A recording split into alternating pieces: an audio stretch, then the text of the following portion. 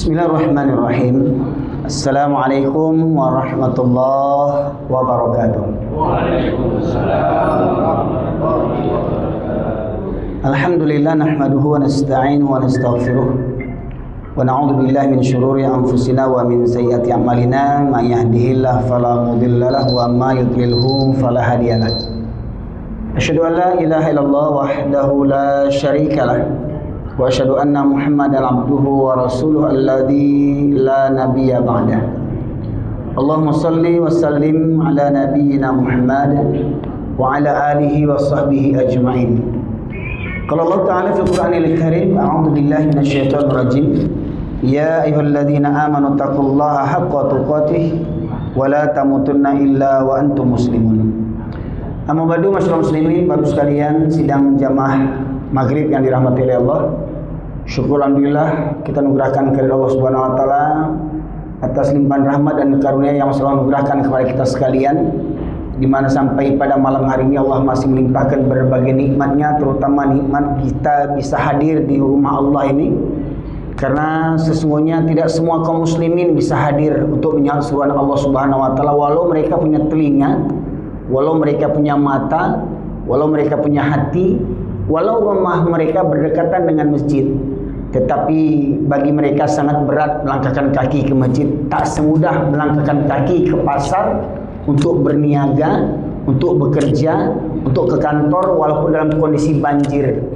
Tapi alhamdulillah dari sekian banyak hamba-hamba Allah, Allah pilih kita di antara yang istiqomah, semoga sampai akhir hayat kita istiqomah menyahut undangan Allah Subhanahu wa taala.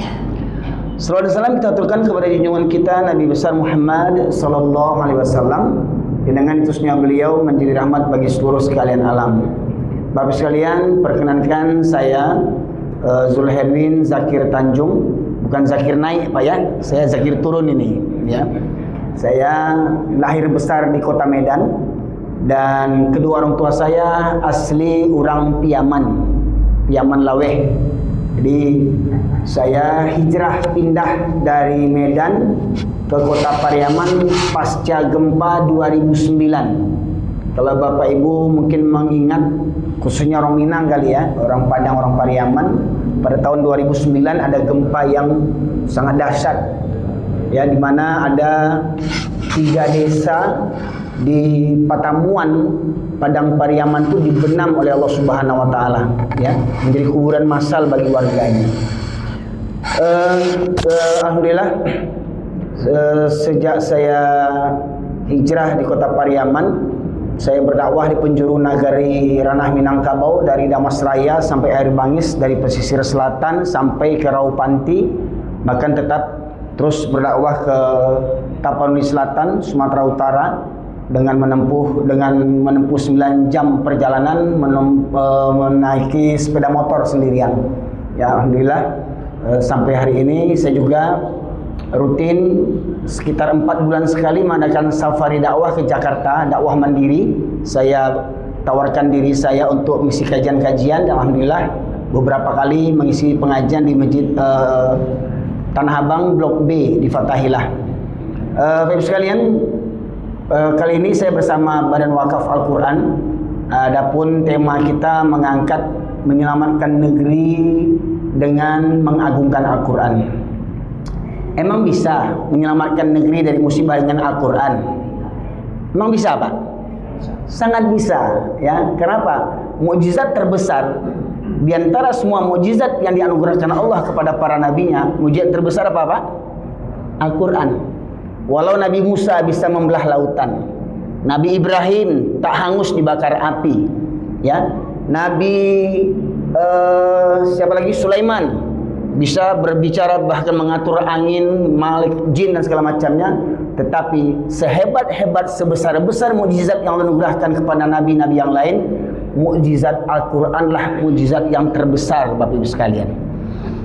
Bapak Ibu sekalian dimati oleh Allah, kenapa kita mengangkat tema ini? Karena memang program kami ini mengadakan wakaf Al-Quran yang intinya nanti dari wakaf Al-Quran yang terhimpun dalam safari dakwah ini kita akan hantarkan ke daerah-daerah bencana yang sampai hari ini belum terselesaikan dengan baik sekalian. Bahkan nauzubillah min dzalik ya, ternyata musibah Galodoh kalau orang Minang bilang, longsor yang hari ini terjadi, yang kemarin terjadi di akhir tahun 2025 itu menurut orang Aceh sendiri lebih dahsyat daripada tsunami, Pak. Ya, lebih dahsyat daripada tsunami, ya. Karena kalau tsunami itu disebut dengan musibah bencana nasional, kalau yang sekarang ini disebut musibah ya musibah biasa aja, anggap kecil, ya remeh-temeh lah kata orang. Ya karena katanya Indonesia ini negeri yang kaya, nggak tahu kaya alamnya atau kaya hutangnya, nggak tahu saya. Ya. Baik sekali mata Allah, sedikit sebagai menyampaikan mukadimah ayat yang akan kita sampaikan. Di tahun 2009 sebelum gempa di Sumatera Barat, saya diundang oleh keluarga di Pariaman ketika saya masih tinggal di Medan, diundang untuk khutbah Idul Fitri di kota Pariaman. Ya, kalau tepatnya orang tua saya tinggal di Nagari Mangguang, kecamatan Pariaman Utara. Ini dari hadir ada bapak-bapak ibu-ibu dari orang Minangkabau atau orang Pariaman, ada sih kok Pak? Banyak. Rasul di kampung Pak. Di mana kampung Pak? Kampung Dalam. Oh, kampung dalam, kampung bini yang Bubana tuh, Simpang Petobo. Ya. Ya, kampung Pak Arsal Aziz Pak ya. Ya. Jadi Bapak sekalian, jadi saya diundanglah ke Pariaman menjelang 1 Syawal. Jadi sepekan sebelum Syawal, 1 Syawal saya sudah hadir di kota Pariaman membawa 2 orang anak saya. Dan saya bawalah berjalan-jalan ke tepi pantai Pariaman, Pantai Gondoriah namanya. Karena menjelang Lebaran, jadi banyak di pantai itu orang mengadakan persiapan untuk hiburan seperti macam goyang kaliang namanya. Nah, kalau ajo-ajo yang orang Piaman tahu tuh goyang kaliang tuh. Kincir angin yang ditolak sama orang gitu ya. Nah, jadi ketika siang kami berjalan di pantai itu, tiba-tiba anak saya minta sama saya, minta teh botol. Ya, saya bilang, nak, kita ini puasa nak, masa minta teh botol? Itu bapak tuh minum kopi dia katanya. Nampak dia di pantai Pariaman itu, ya, ajo-ajo tuh sedang masang tenda untuk sate lah, pasang tenda untuk menggaleh, sampai minum kopi, minum teh talu, ada rasa malunya dan, ya, nggak ada rasa beban gitu loh. Kalau anak saya bertanya di Medan, bisa saya jawab, itu orang Batak Kristen nak. Kalau dia bertanya di Medan, ini dia bertanya di Pariaman. Kalau ambo jawab bantu aku di Lampang orang muncul ambo. Kurang ajar kau teh. Aku ini walaupun nggak puasa tapi ke orang Islam. Apa teh? Aku walaupun nggak puasa, aku orang Islam. Bagaimana mungkin orang Islam nggak puasa kan gitu kan? Nah, akhirnya itu satu. Kemudian saya sempat dilaporkan ke polisi karena menyinggung satu tradisi yang membuat saya terkaget-kaget setelah tinggal di kampung. Apa itu? Tradisi baburu babi, jo anjiang. Itu, ya. Jadi ada tradisi di Sumatera Barat itu mereka katanya memberantas hama babi dengan menggunakan anjing untuk memburu babi. Tetapi anjing ini ketika mereka pergi berburu digonceng anjing ini. Ya, digonceng, kadang dipeluk di antara dua. Misalkan ada orang satu motor goncengan nih Pak. Yang depan ada anjing 2 ekor. Naik pakai beat, duduk di bawah itu. Yang di antara pembawa motor yang digonceng ada anjing satu lagi. Anjing termasuk penumpang yang ketiga di tengah-tengah itu Pak. Sementara mohon maaf nih, muncung anjingnya sama muncung orangnya berdekatan di sebelah. Nah, kalau anjingnya mingkem aja, katanya mungkin bisa selamat, tapi anjing, tahulah lidah anjing gimana lidah anjing, ya menjulur-julur. Kemudian mukanya nih anjing ini mepet ini, ya. Setidaknya sedikit banyaknya air liur anjing yang lidahnya menjulur tuh kira-kira terpecah nggak ke muka yang punya anjing itu. Kira-kira kalaupun mereka sholat, wudhunya cukup nggak dengan wudhu biasa? Gimana caranya wudhunya Pak? Ambil pasir dulu ke muka, pakai lumpur, pakai pasir, bersihkan muka 7 kali sama lumpur, baru kau sembahyang kau dia. Nanti keluar Medan saya ini, ya. Itu dah saya ketemukan cuman di Minangkabau Pak, tempat saya lahir. Mohon maaf nih di sana yang menonton channel Ambo di YouTube gua, jangan bedang dulu nak. Aku nyatunya bantu atuh. Ya, tempat saya lahir banyak si Manjunta, banyak si Panjaitan yang mereka makan anjing tapi tak pernah goncengan sama anjing. Mereka makan anjing Pak, babi dimakan, anjing dimakan, semua kaki 4 dimakan kecuali meja. Ya. Kalau itu kalau lunak meja ini dimakan juga sama mereka. Ya. Di Medan banyak Batak Karo, Batak Toba, Batak Dairi, Batak Fakfak. Nggak pernah tuh goncengan sama anjing, nggak pernah satu mobil sama anjing, nggak pernah subuh-subuh keluar sama anjing, maghrib-maghrib keluar sama anjing. Di Minangkabau yang katanya ada sarak basandi adik, basandi sarak basandi kitabullah, sarak mengatur adik memakai baduyun-duyun laki-laki Minangkabau kaluaju anjiang. Ndak sarami orang pai ka surau, Pak Ibu sekalian. Mohon maaf, ini fakta. Maknanya apa? Dulu orang Minang yo santiang agamonyo. Dulu seumur orang-orang tua kita, kakek-kakek saya dulu laki-laki Minangkabau tidurnya di musola, tidurnya di masjid, laloknya di surau.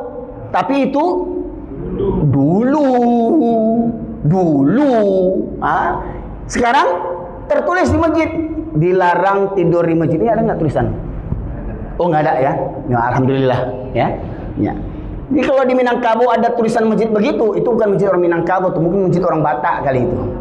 Ya, karena tradisi orang Minangkabau laki-lakinya tidurnya di surau, di masjid. Ya, makanya di rumah gadangnya begonjong-gonjong itu, serancak-rancak rumah gadang, laki-laki Minangkabau nggak punya jatah, pergi lalu ke surau tuh. Ya Bu. Nah itu makanya nasib laki-laki Minangkabau. Ya. Nah, kok kayo di rantau, pulanglah, cari kampung. Tak teragak juga kampung. Kalau kaya, kalau miskin, jangan ada pulang kampung. Yusia ada mangga pulang.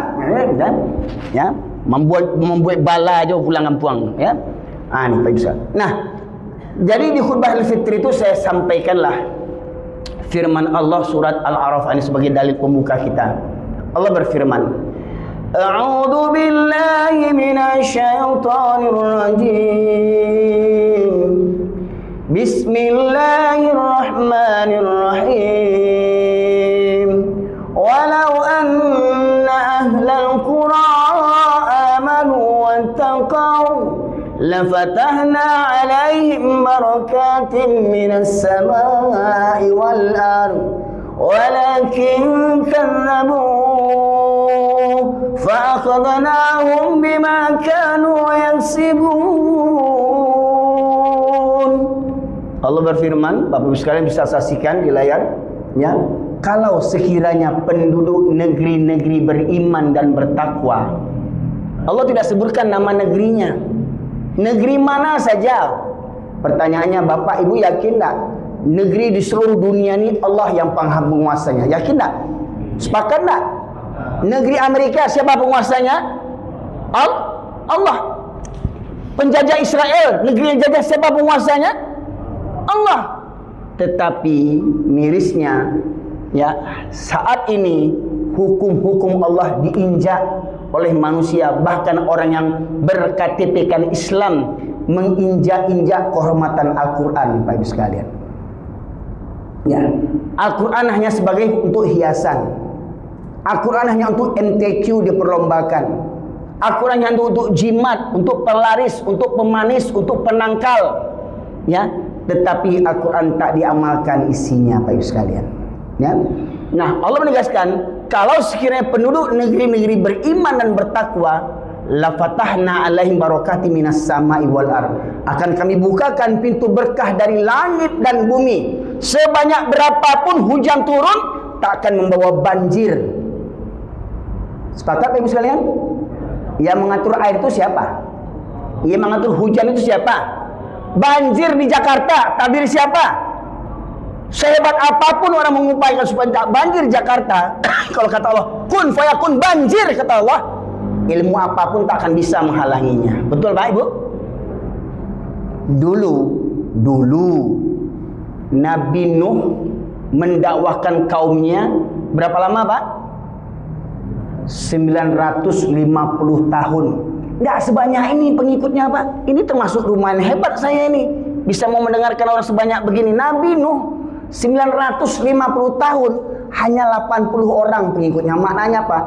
Dalam dekade 80 tahun atau 8 tahun, Nabi Nuh cuma punya satu pengikut. 8 tahun Pak. Ya. Nah, cuma satu pengikutnya. Ya. Nah, akhirnya apa? Allah perintahkan Nabi Nuh buat apa Pak? Di mana buat kapalnya? Di gunung. Kalau ibarat kami di Minangkabau, Pariaman itu tepi pantai. Tapi Allah perintahkan Nabi Nuh buat kapal di bukit tinggi. Kecil orang dia kamu, ayo ku tele aja ke aja. Tinggal di bukit, tinggal di gunung buat kapal. Kalau kamu tinggal tepi laut, wajar buat kapal. Ini stres nih orang ini. Betul, si Nuh ini sesat nih. Wes gendeng, ya, cahi gendeng ini. Orang ketulungan gendengnya ini, ya. Wes tinggal di gunung kok malah buat kapal, ya. Kebleknya orang ketulungan ini, ya. Nah, jadi saya alhamdulillah walaupun orang Minang, lahir di Medan, Boso Jawa siti-siti iso Pak 7 tahun keluarnya ning Solo 7 tahun ning Solo Pak. Makan sego kucing. Sego kucing, jatah kucing kita yang makan di Solo itu Pak. Bayangkan. Gimana kucing mau hidup? Sego kucing ya. Misalnya Nabi Nuh diperintahkan Allah buat kapal buat perahu di gunung. Apa kata ketawa kaumnya? Wah, Nuh ini gila nih. Tapi apa kehendak Allah? Pak, Allah tahan air hujan. Allah keringkan sungai-sungai atau bahkan mungkin danau-danau, mata-mata air sumur-sumur. Ya, kemudian mereka berdoa kepada berhalanya. Kemudian datanglah angin hitam, awan hitam. Wah, ini hujan, membawa hujan. Ya, hujan turun. Tetapi berhari-hari tak reda hujan itu. Dari langit turun hujan terus deras. Dari daratan keluar air Pak. Hingga akhirnya apa? Kapal yang dibuat Nabi Nuh di bukit gunung di bukit itu Pak, akhirnya bagaimana? Bisa bayangkan Pak, orang buat kapal di puncak Bogor orang buat kapal Pak, bisa berlayar kapalnya Pak, mananya Pak? Jakarta ini dibenam sama Allah Subhanahu Wa Taala. Kecil bagi Allah tuh Pak. Ya, ini banjir-banjir gini masih kecil bagi Allah tuh. Kapan saja? Kemarin, mohon maaf ini. Di Sumatera Barat sebelum musibah kemarin itu bulan November ya November kalau salah ya, akhir November 26 November. Sebelum itu diadakanlah simulasi di Kota Padang untuk penanggulangan bencana tsunami. Langsung wali kota yang mengumumkan, warga Kota Padang nanti kita akan mengadakan simulasi seluruh warga Kota Padang, sekota Madia Padang. Nanti kalau bunyi sirene tsunami, nanti segeralah warga Kota Padang berlari ke evakuasi. Ya begini. Mengantisipasi datangnya tsunami dari laut. Nah, nggak sampai seminggu Pak, datang hujan. Dari mana airnya datang Pak? Dari gunung. Habis simulasi itu Pak, nggak bermanfaat. Gimana mau lari ke gunung? Gunungnya runtuh. Pak, bayangkan Pak, bapak-bapak yang pernah ke Sumatera Barat atau orang Minangkabau tahu yang namanya Padang Panjang Pak, ya, jembatan kembar Padang Panjang sebelum batang air tajun Lembah Ana itu Pak, tinggi Pak, jembatannya ke bawah batang sumber mata air sungai itu 6 meter lebih. Kemudian gapura selamat datang Kota Panjang itu 3 meter 4 meteran Pak, ya. Ketika longsor itu Pak, lumpur itu bisa naik ke atas itu Pak. Perumahan tepi jembatan itu hancur, musola hancur Pak, tempat biasa kami singgah sholat habis semuanya. Ya, apa yang tak mungkin bagi Allah Pak? 2 kali putus jalan di Lembah Anai Pak. Sampai sekarang belum selesai jalan di Lembah Anai itu, Pak Ibu sekalian. Sangat mudah. Tsunami di Aceh Pak, gempa di Aceh. Berapa imbas negara Pak? 8 negara kena imbasnya. Ya, apa penyebabnya? Oh itu sebab karena curah hujan yang banyak, karena Indonesia berada di pertahan bumi, karena begini bagaimana? Jangan, ya, itu perkiraan manusia. Tapi menurut keterangan Allah, sebelum ada orang Indonesia, sebelum musibah terjadi yang kita alami hari ini, 1400 tahun yang lalu Allah sudah menegaskan, walau anna ahlal qura amanu wattaqau la fatahna alaihim barakatim minas sama'i wal ard. Akan kami bukakan pintu berkah dari langit dan bumi. Ya, sebanyak apapun hujan akan memberikan berkah bagi penduduk negeri. Subur tanam-tanamannya, ya, cukup airnya, bisa menumbuhkan apa saja untuk ternak, untuk manusia, segala macamnya cukup, bahkan untuk pembangkit tenaga listrik, tenaga air. Bermanfaat Pak. Tetapi kalau sudah durhakalah penduduk negeri ini, la in syakartum la azidannakum wa la in kafartum inna azabi la syadid, kata Allah. Kalau kau tak bersyukur, Indonesia ni apa yang tak ada, Pak? Kata orang Qatar tu kaya, Dubai tu kaya, ya, Arab Saudi kaya. Mana kaya dengan Indonesia, Pak? Orang mereka punya minyak, kita punya minyak. Betul tak? Bahkan minyak di dalam tanah, minyak di atas tanah tu, sawit tu, kebun sawit di Riau, di Sumatera, di Kalimantan, hingga akhirnya apa? Semua tebang hutan jadikan sawit. Akhirnya bagaimana? Negeri itu hancur, Pak, gara-gara sawit, Pak. Ya, yang menikmati kenikmatan itu siapa?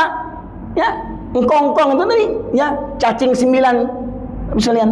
Nah, Pak Ibu sekalian dirahmati oleh Allah. Jadi maknanya apa? Sampai di negeri kita ini dibuatlah namanya BNPB, Badan Nasional Penanggulangan, bukan pencegahan. Kita pilih mana, Pak? Mencegah atau menanggulangi? Hah? Tunggu musibah, pray for Sumatera. Ya, kumpulkan sumbangan, kirim bantuan. Nanti banjir Pandeglang, nangis lagi, musibah, buat sumbangan lagi. Ya, ya, kita menanggulangi musibah, bukan mencegah musibah. Ya, jadi apa cara mencegah musibah? Tidak perlu repot-repot BNPB. Apa itu? Ramaikan masjid, ramaikan majelis-majelis ilmu. Selamat negeri ini, Pak.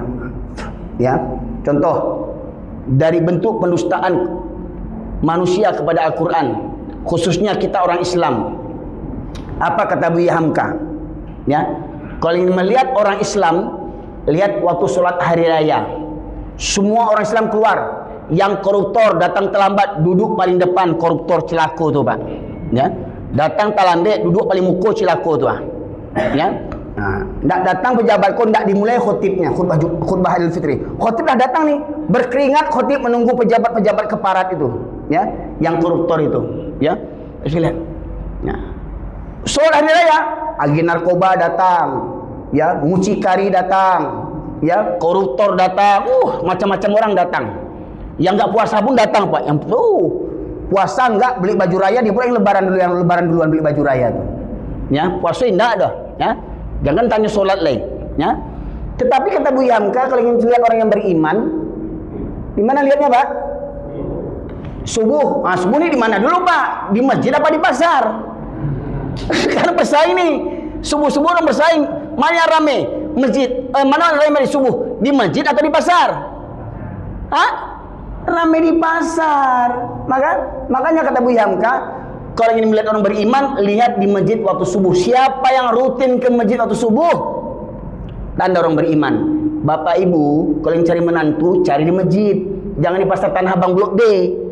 Ya, yang punya kedainya berapa pintu, cari di masjid. Ya, siapa yang ada di masjid, ambil jadi menantu. Walau umurnya 60, 65. Pokok ketawa, Pak. Saya jujur nih, Pak, malah ketawa. Ya. Saya yakin menantu Bapak Ibu yang umurnya 60, 65, ya, bapak-bapak tidak akan selingkuh lagi. Kalau nggak percaya, cobalah. Ya, dapat bini muda, datang ngosanang dipacit. Lambat-lambat lah pihak, cancap pandang ke dari tongkat. Ya, sebab apa? Sebab banyak masjid waktu subuh hanya orang-orang tua yang datang ke masjid. Orang-orang yang dah sadar mau mati dulu tuh, muda nggak sadar tuh. Yang waktu muda mabuk. Buang mana uang keamanan? Udah banyak penyakit. Ya Allah, banyak penyakit, ya Allah. Ya, baru mengadu sama, ampun ya Allah, ampun. Nah, itu maksudnya. Maknanya apa? Orang Islam belum tentu beriman. Orang beriman sudah pasti Islam. Maka cari di masjid, Pak. Banyak hari orang tidak beriman kepada Allah. Kalau sekiranya mereka tahu, kata Rasulullah, dua solat yang berat bagi orang munafik apa, Pak? Solat Isya dan solat subuh. Hati-hati nih, yang sekarang bisa datang maghrib ini, tapi subuh sering nggak datang. Hati-hati, Pak. Semua masjid rata-rata kalau maghrib ramai enggak? Ramai. Isya sudah mulai kurang, subuh makin kurang. Hati-hati. Yang sering tak datang solat Isya dan subuh berjamaah ini bukan kata saya nih, kata Rasulullah. Dua solat yang berat bagi orang munafik itu solat Isya dan subuh berjamaah. Kalaulah mereka mengetahui keutamaan dua solat ini, niscaya mereka akan mendatanginya walaupun dengan merangkak, Pak. Bayangkan, kenapa kok mesti merangkak? Karena di dalam solat subuh hanya ada dalam solat subuh, di mana solat sunnahnya rakaatani minal fajri khairu minad dunya wa ma fiha. 2 rakaat solat sunnah fajar, solat sunnah antara azan qomat itu lebih baik daripada dunia beserta isinya. Masya Allah. Apa isi dunia ini? Siapa toke paling kaya di Tanah Abang? Berapa pintu? Berapa banyak mobilnya? Berapa banyak rumahnya? Berapa banyak istrinya? Tidak ada apa-apanya dibandingkan nikmat dunia beserta isinya, Pak Ibu sekalian. Bayangkan, mohon maaf nih, mohon maaf. Ada kuli panggul sanggup ke Tanah Abang bawa barang, tangguh, saya nengok aja capek, apalagi mengangkatnya. Ya, sanggup mereka mengangkat beban, tapi sholat subuh tidak sanggup. Sungguh merugi cilako dua baleh.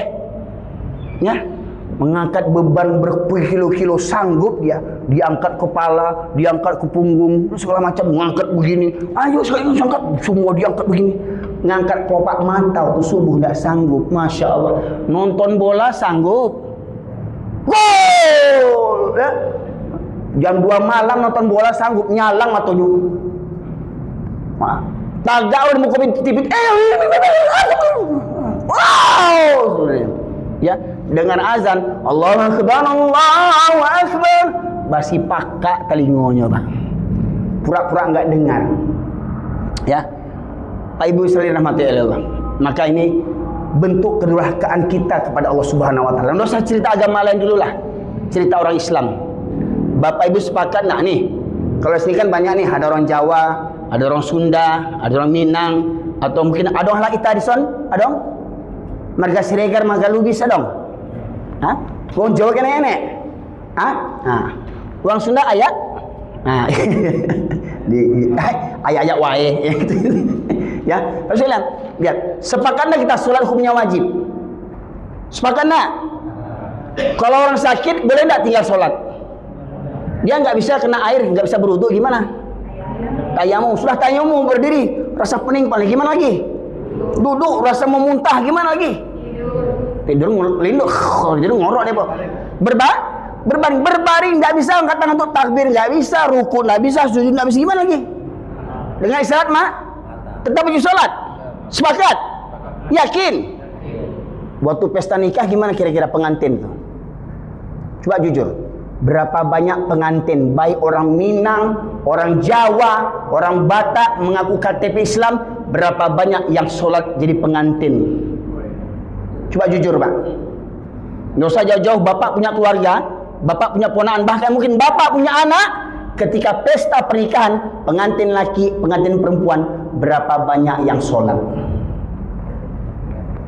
Bapak ibunya tiap tahun pergi haji, tiap bulan pergi umroh, saking kayanya. Kemana? Keulaan. Tahu bulan, Pak? Kampung saya tuh, makam saya Burhanuddin. Ya, ayah ibunya gelarnya haji pangkat 10, saking kayanya. Anaknya jadi pengantin, dibiarkan nggak sholat, ke neraka haji dan hajah nih, Pak. Ke neraka haji dan hajah nih, Pak. Persiapan pesta nikah anak beratus juta. Persiapan bertahun-tahun, 1 hari berpacu ke neraka, ratusan juta uang untuk berlomba-lomba ke neraka. Kenapa? Waktu pesta, pengantin laki, pengantin perempuan tak sholat, tak ada yang mengingatkan, neraka tempat itu semua, Pak.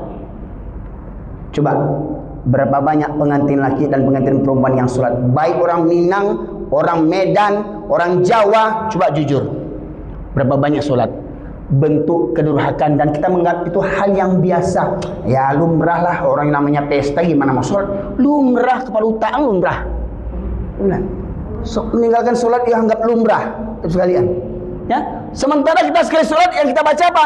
Inna sholati wa nusuki wa mahyaya wa mama lillahi rabb. Wah, kalau untuk cari dunia, gunung kan ku daki, lautan ku seberangi, surau aku lewati. Ya. Untuk cari pitih, pulau Sumatera, Pulau Jawa, dakek cari pitih itu. Pulang rombongan orang Minangkabau, pulang Basamu. Wow. Sumbayang indah di jalan, nak kurang ajar tuh. Ya. Oto Minang, Pak. Nah, mau pulang kemarin ini bis nih. Mobil-mobil bis Minang, alhamdulillah, yang namanya sholat maghrib, sholat subuh, semuanya berhenti di masjid. Apa kata supir? Sholat, dibangunkan penumpangnya. Tapi kata supir, apa? Sholat. Supirnya yang nggak sholat. Nah, cilaku balik kok, aja kok. Ya. Diantanya kamu saji, semuanya sholat, semuanya nggak sembahyang lagi. Dia urang juga tuh. Baik Bu, ini bentuk kedurhakaan. Maka kita ingin membumikan Al-Quran. Kita ingin Al-Quran bukan yang sekedar dibaca, Pak. Keutamaan Al-Quran, apabila satu huruf kita baca, berapa pahalanya, Pak? 10 kebaikan. Satu huruf itu bukan Alhamdulillahirabbil alamin. Itu bukan satu huruf. Yang satu huruf apa? Alif lam mim. Alif satu huruf, lam satu huruf, mim satu huruf. Berapa huruf semuanya? 3. Berapa pahalanya? 30. Ramadan dilipatkan 10. 300, Pak, membaca Quran. Yang simple, orang yang cerdas berinfak, ketika dia berwakaf Al-Quran, ketika kita sedang tidur pun, orang baca Quran, pahalanya mengalir dengan kita. Ketika kita tidur, Pak, pahalanya mengalir dengan kita. Apabila Quran ini, Bapak di Tanah Abang, Quran Bapak Ibu sampai ke Papua. Waktu subuh Papua lebih cepat, betul tak? Waktu sholat Papua lebih cepat, betul tak?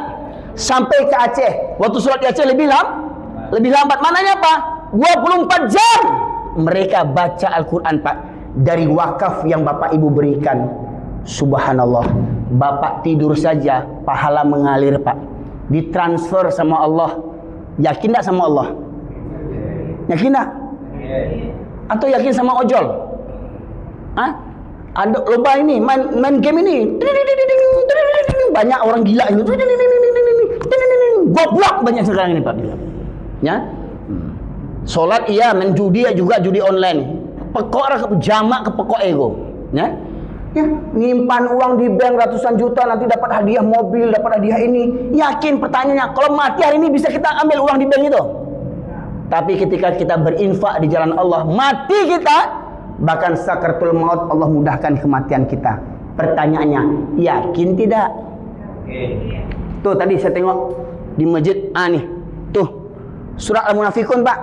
Banyak orang yang di alam kubur minta hidup kembali ke dunia untuk apa?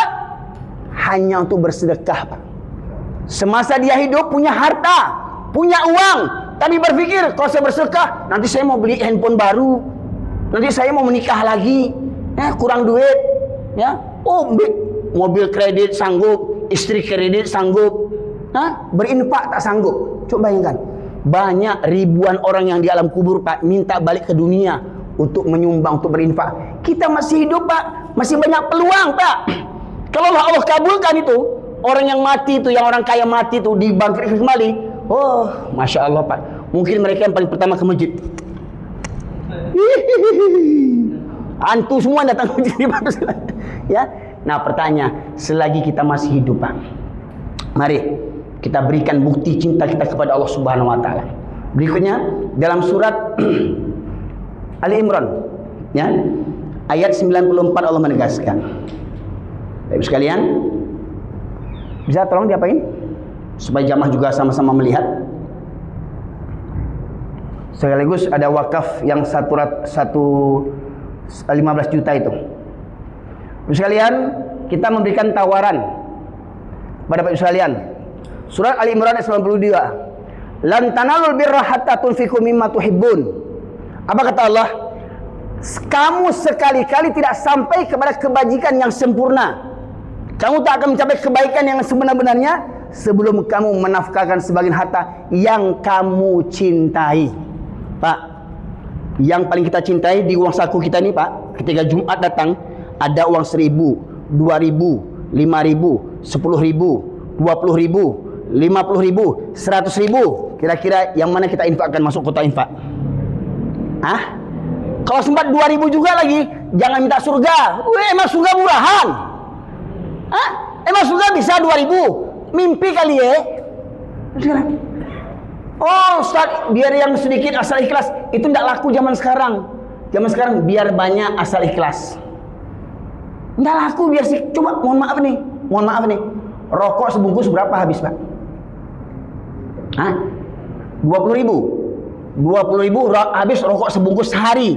Seminggu 7 bungkus kali 20 140. Untuk rokok bisa sanggup habis uang 140. Hari Jumat seminggu sekali ke masjid 2.000. Hey, come on. Hah? Le buta juga tu le buta tu. Untuk rokok namuah habis, untuk rokok mau habis 140.000, ke masjid seminggu sekali 2.000. Atau ada pula tidur ke kota Ifat lebat tidur. Ya Allah, Rabbi, sempat-sempatnya pindah tidur hari Jumat. Ya Allah, ya Rabbi. Jadi Pak, sudah memang layak dibenam negeri kita ini. Maka kami berikan tawaran terbaik Pak. Di dalam penawaran kami ini ada wakaf untuk menguji keimanan kita Pak. 15 juta rupiah.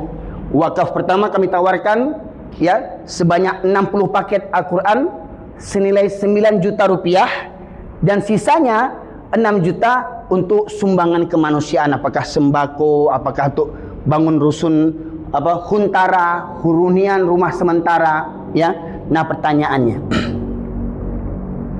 yang masih diberikan kelebihan nyawa oleh Allah Subhanahu wa taala, yang diberikan amanah harta kepada Allah. Pak, kalau kita mendengar orang meninggal dunia, apa yang kita baca Pak? Inna lillahi wa inna ilaihi.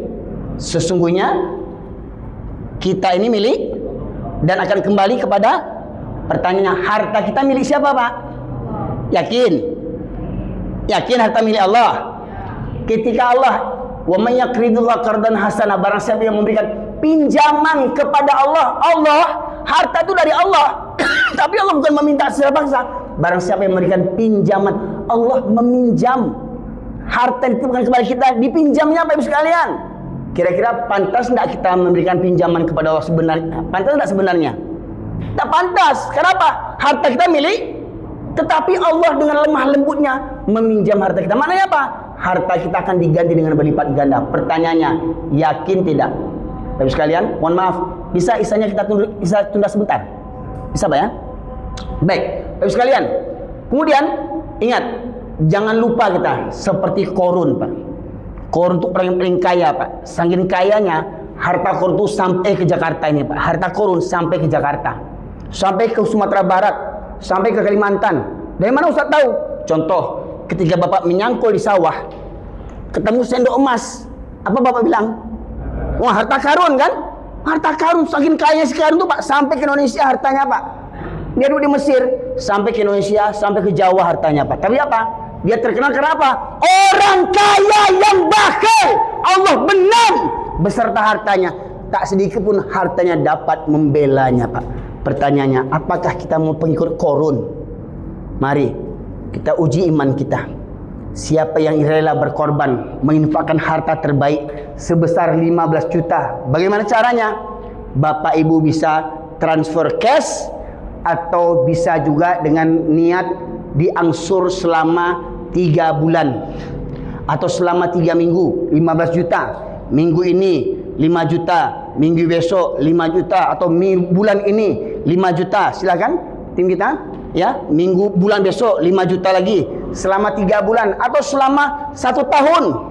Yang penting berniat dulu. Contoh, ketika Bapak Ibu sekalian mau sahur, malam sudah berniat nih mau sahur, tiba-tiba bangun orang sudah azan subuh.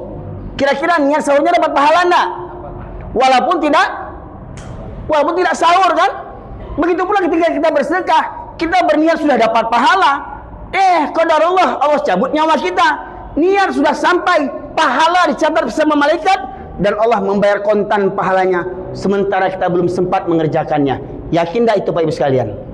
Mari, yang punya harta, yang diamani harta oleh Allah Subhanahu wa taala, yang ingin membuktikan cintanya kepada Allah, solatku, ibadahku, hidup dan matiku hanya untuk Allah, mari buktikan cinta terbaik buat wakaf Al-Quran ya.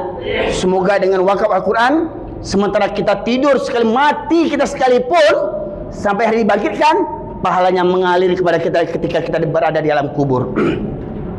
Di situ ada kertasnya Pak, ada nomor rekeningnya, ada nomor konfirmasi. Barang siapa yang ingin berniat ingin mewakafkan harta terbaik sebesar 15 juta. Kira-kira siapa yang pertama sanggup mengangkat jari telunjuknya untuk membuktikan cinta kepada Allah? Mohon maaf Pak, kita luruskan niat, kita bukan berniat untuk riak, tetapi mengajak, memberikan motivasi kepada muslimin yang lainnya. Fastabiqul khairat. Apabila di antara Bapak sekalian berani mengacungkan tangannya, berani mengorbankan hartanya di jalan Allah, ya, maka niscaya diikuti yang lain, maka pahala berlipat ganda bagi Pak Ibu sekalian. Ingat, bencana kapan saja terjadi Pak. Lihat Tanah Abang, Blok B, yang dulunya ramai Pak, masih ingat Pak? Ya, lantai ke atas itu ramai dulu, sekarang tutup seperti rumah hantu sekarang. Betul Pak? Sangat bagi Allah sangat mudah membalikkan itu Pak semuanya. Sebelum itu diambil Allah dengan cara paksa. Mari dengan sukarela kita sumbangkan di jalan Allah Subhanahu wa taala. Kira-kira siapa yang pertama siap mengacungkan tangannya untuk mengimplikkan wakaf terbaik sebesar 15 juta, baik secara cash maupun secara angsuran? Silakan melapor, angkat tangannya, tim kami akan mencatat dan memberikan cara bagaimana Pak Ibu sekalian mentransfernya, ya. Atau Ustaz, saya banyak kebutuhan Ustaz, berikutnya ya 15 juta berat bagi saya, ya. Mari kita jujur berinfak, jujur bersedekah. Kalau memang kita sepantasnya 15 juta, jangan kita merasa lebih susah. Nanti bagaimana? Allah tuh bergantung apa yang kita niatkan. Kalau kita merasa tidak mampu, sementara kita mampu, merasa tidak mampu, maka akhirnya apa? Harta kita yang sesungguhnya akan diambil oleh Allah Subhanahu wa taala. Semoga ya, kalau memang Bapak sekalian memang tak sanggup ya, atau belum siap untuk menginfakkan 15 juta, silakan yang ingin 5 juta rupiah. Silakan baik secara cash maupun diangsur. Silakan Bapak Ibu sekalian. Atau yang berikutnya, ini tadi yang berikutnya silakan 1.500.000 ya, untuk 6 paket Quran ya, 900.000, kemudian 600.000 yang lainnya untuk bantuan bencana. Atau yang paling ringan, ada 500.000 lagi. Berikutnya yang satu paket 150.000 rupiah. Tinggal pilih. Yang tahu harta Pak Ibu sekalian hanya Bapak Ibu dan Allah, betul? Ya. Sejujurnya kita berinfak di jalan Allah Subhanahu wa taala, maka tidak ada yang miskin karena bersedekah. Bahkan hartanya akan semakin dilipat gandakan oleh Allah Subhanahu wa taala. Semakin bertambah ruah hartanya, ya. Bahkan dengan wasilah infak sedekah ini bisa Pak Ibu sekalian tanamkan niat, tanamkan doa, semoga ya Allah, dengan infak yang saya berikan ini, angkatlah penyakit yang saya derita. Angkatlah penyakit keluarga kami ya Allah. Angkatlah problem rumah tangga kami ya Allah. Saya punya anak kuliah belum selesai ya Allah, selesaikan kuliahnya ya Allah. Sudah selesai kuliahnya ya Allah, dapat sarjana ya Allah, tapi belum dapat pekerjaan, berikan pekerjaan ya Allah. Sudah dapat pekerjaan ya Allah, belum dapat jodoh ya Allah, berikan jodohnya yang terbaik, yang soleh ya Allah. Sudah dapat jodoh ya Allah, belum dapat keturunan ya Allah, berikan keturunan yang baik. Ingat kata Rasulullah, obatilah penyakitmu dengan sedekah, dan ambillah jalan keluar hidupmu dengan bersedekah. Mari, siapa yang pertama mengacungkan tangannya ya, untuk memberikan pilihan infak tadi, mulai daripada 15 juta rupiah sampai yang terendah 150.000 rupiah. Silakan, bisa Bapak tulis di kertas itu ya. Penanya cukup enggak kira-kira? Penanya cukup. Silakan Bapak sekalian yang ingin menulis di kertas itu ya, sebelum kita tuntaskan silakan ditulis. Atau yang ingin mengacungkan tangannya, biar tim kami mendatangi Bapak sekalian untuk mendata ya, supaya apa? Supaya bagi laporan bagi kami. Alhamdulillah dari Masjid Al-Barokah, respon daripada Masjid Al-Barokah sangat antusias untuk memberikan sumbangan terbaik. Yang kemarin tadi pagi kita, gambar kita ada situ, gambar kita subuh tadi ya. Alhamdulillah subuh tadi ini diantara jamaah ya, ini sebagian kecilnya ya, mereka minta doa khusus kepada kami ya. Diantara mereka ini ada yang langsung cash 15 juta rupiah Ibu sekalian ya. Alhamdulillah le orang awak jo ya yang berinfak. Jadi orang awak kau tidak diragukan Pak, insyaallah yang namanya orang awak tu ya, orang awak ni siko ko ya. Le cameh berinfak, yakin kepada Allah. Mari acungkan jari Pak Ibu sekalian, atau tulis di kertas itu ya. Mungkin Bapak Ibu segan ya, tulis berapa yang tangan ini hati tergerak memberikan harta yang terbaik sebagai bukti sempurnanya iman kita, ya, sempurnanya kebaikan kita ketika kita memang rasa berat menginfakkan. Ingat, dalam surah Al-Maun Allah menegaskan, ya, ara'aital ladzi yukadzibu biddin. Tahukah kamu orang yang mendustakan agama? Di akhir ayat apa kata Allah? Wa yamna'unal ma'un, yang mereka menahan diri dari memberikan harta yang berguna, yang bermanfaat. Baik sekalian, mari silakan, ya, tulis. Sudah dapat pena masing-masing? Belum? Ya, siapa yang mau ambil silakan, tim kita kan datangi. Ibu-ibu ada yang akan mengacungkan tangannya, yang ingin mendaftar, ya, mendaftar ke surganya Allah Subhanahu wa taala. Ingat, Bapak Ibu sekalian, bangun rumah di dunia, DP sekian juta, mohon maaf Pak Ibu, ya. Kunci rumahnya kita bawa mati enggak? Surat tanahnya kita bawa mati enggak? Tetapi dengan berinfak, semuanya kita bawa mati enggak? Kalau ada yang bilang, Ustaz, harta enggak dibawa mati, salah. Harta harus dibawa mati. Bagaimana caranya? Dengan diinfakkan, dengan disedekahkan. Ingat, di dalam harta kita ada hak orang lain. Bukan Allah tak bisa menentukan rezekinya. Dari harta kita lah Allah ingin menguji, benarkah iman kita ataukah dusta, Bapak Ibu sekalian. Ya.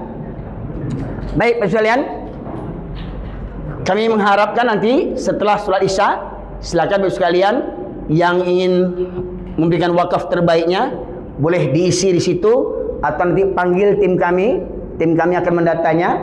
Coba tim kita menebar sebagian sini, ya. Tanya Bapak Ibu, yang ibu-ibu mungkin ada yang ke sana, ya.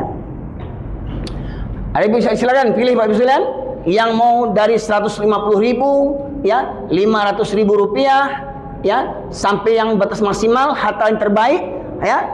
Memang berat kita menginfakkannya, tapi itulah bukti kesempurnaan iman kita yang ini mengafukan 15 juta rupiah, ya. Silakan, bisa secara cash, bisa diangsur selama 3 pekan atau 3 bulan, ya. Insyaallah dengan niat yang tulus ikhlas, Allah kuatkan keazaman niat Bapak sekalian, dan Allah bukakan pintu rezeki dari jalan yang tidak disangka-sangka, ya. Bila atau boleh Bapak sekalian langsung mentransfer. Di situ ada barcode-nya, Pak. Ada barcode-nya situ, ada nomor rekeningnya. Ingat, sekarang subhanallah, ya, Bapak sedang duduk-duduk bisa transfer lewat handphone. Betul, Pak? Bisa transfer lewat handphone, bisa foto barcode-nya, ya. Sedang santai, masuk 15 juta. Ustaz, ini dari saya, nama fulan, jamaah Masjid Al Barokah, ya Pak, Tanah Abang, ya. Jadi tolong dikonfirmasi biar kami bisa memberikan apresiasi bosnya masjid kita ini seperti mana dukungan terhadap wakaf Al-Quran. Dan inti wakaf Al-Quran ini akan kita sumbangkan, kita hantarkan ke daerah bencana di Aceh, ya. Di Aceh khususnya, Sumatera Utara dan Sumatera Barat, ya. Dan ingat Pak, sampai hari ini penanggulangan bencana di 3 daerah tadi belum benar-benar maksimal, Pak. Bahkan sampai hari ini ada rumah mereka yang masih tertimbun lumpur, hanya mereka sendiri yang mengoreknya. Ada ibu-ibu tua, Pak, kehabisan, relawan sudah habis. Karena apa? Tidak ada bantuan lagi. Semoga kita terus mengirimkan bantuan hingga mereka bersemangat untuk kembali bangkit, ya, membangkitkan batang yang terandam, yakin kepada Allah, berhunuzon kepada Allah. Baik, demikian saja. Terima kasih atas segala perhatian. Mohon maaf atas kekurangan. Nanti setelah sholat Isya, Bapak Ibu sekalian silahkan menghubungi tim kami, atau ketika Bapak Ibu sekalian duduk sekarang ini bisa langsung transfer ke nomor rekening yang telah kami sediakan, bisa langsung men-scan barcode yang telah kami sediakan. Semoga majelis kita ini diridhai Allah Subhanahu wa taala. Semoga sedikit banyaknya partisipasi andil infak sedekah Bapak Ibu sekalian, Allah berkahi negeri kita ini, dan Allah hindarkan negeri kita daripada musibah, bencana dan malapetaka. Semoga Allah senantiasa mengabulkan doa dan harapan kita. Terima kasih atas perhatian. Mohon maaf atas kekurangan. Subhanakallahumma bihamdika asyhadu an la ilaha illa anta astaghfiruka wa atubu ilaik. Alhamdulillahirabbil alamin. Assalamualaikum warahmatullahi wabarakatuh. Waalaikumsalam warahmatullahi wabarakatuh.